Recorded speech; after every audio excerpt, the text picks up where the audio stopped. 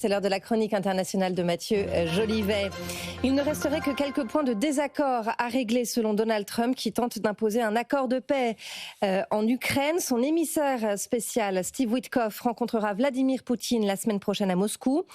Ça va faire bientôt 4 ans que le conflit dure et malgré les sanctions occidentales, un fait, l'industrie russe ne s'est pas effondrée, Mathieu Jolivet. Oui, et pour une raison simple, à moins d'être frappé par un missile ou par plusieurs drones, une usine, ça ne s'arrête jamais vraiment net, ça décline lentement. Une centrale thermique, par exemple, est conçue pour durer 30 à 50 ans. Le cycle de vie d'une cimenterie, ça tourne autour de 20 à 30 ans. Des hauts fourneaux, ça tient facilement 15 ans avant la première rénovation. C'est une érosion lente donc, et les effets ne se font sentir que sur le très long terme. Rien qui puisse, à court terme en tout cas, paralyser cet effort de guerre russe. Face aux sanctions occidentales, les Russes se sont aussi tournés vers la Chine. Entre début 2023 et l'été 2024, la Russie a importé plus de 22 000 machines-outils à commande numérique, dites CNC, pour environ 18 milliards de dollars. Ces CNC, capables de découper, de fraiser, de percer, de façonner avec une extrême précision, elles sont au cœur de la production militaire.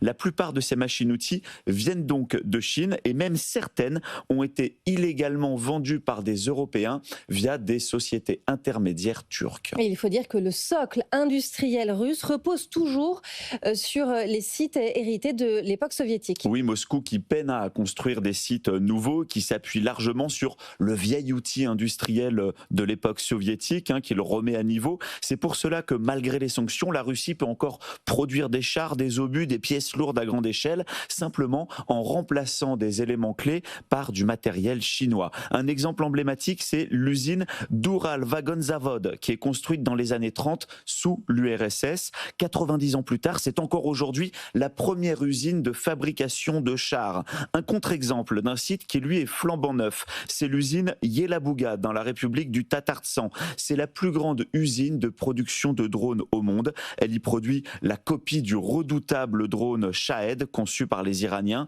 Cette usine, elle est au cœur de la nouvelle doctrine militaire russe qui repose sur les drones et qui est devenue aujourd'hui un objet de fierté patriotique. Mais l'industrie de défense russe montre quand même des premiers signes d'essoufflement. Oui, en septembre 2025, selon l'Institut de statistique russe Rosstat, les industries de défense russes ont stagné après 2 ans d'expansion continue. Mais en revanche, la tendance stratégique, elle ne change pas. Le chef d'état-major français Fabien Mandon l'a rappelé mi-novembre. Aujourd'hui, dit-il, la Russie produit plus d'équipements de défense qu'elle n'en consomme sur le front. Elle est clairement dans une phase de préparation de quelque chose d'autre, dit-il.